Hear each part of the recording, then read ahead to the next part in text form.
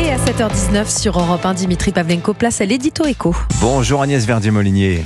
Bonjour Dimitri, bonjour à tous. Agnès, le travail ne paye pas suffisamment en France et la cause principale, ce sont les cotisations sociales, employeurs et salariales qui pèsent très lourdement sur le travail.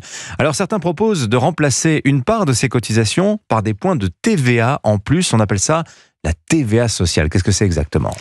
Et oui Dimitri, on sait qu'en France, quand le patron paye 100 €, le salarié moyen récupère environ 47 € net dans la poche après cotisation, CSG et impôt sur le revenu, alors que c'est beaucoup plus chez nos voisins européens. En moyenne en Europe, Dimitri, c'est de l'ordre de 58 € sur 100 €.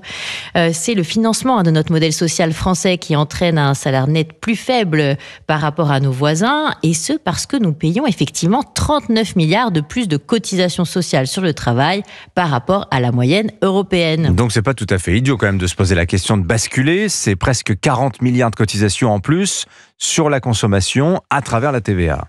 Bah oui, l'argument pour la TVA sociale, c'est qu'une partie du surcoût de notre modèle social ne pèserait alors plus sur le travail, mais sur la consommation de tous les produits achetés en France, y compris sur les produits importés.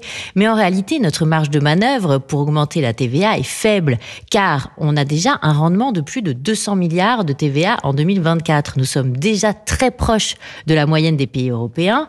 Un point de TVA, Dimitri, ça rapporte environ 10 milliards d'euros. Pour faire le pendant des 40 milliards de cotisations, il faudrait augmenter de 4 points le taux normal de TVA. Ça veut dire passer de 20 à 24%.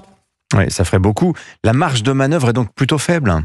Eh oui, la marge de manœuvre, Dimitri, elle n'est pas faible, elle est très faible. Le maximum qu'on pourrait envisager, c'est 1 ou 2 points de hausse de taux normal de TVA, et cela ne fera jamais que la moitié de la recette à trouver en milliards.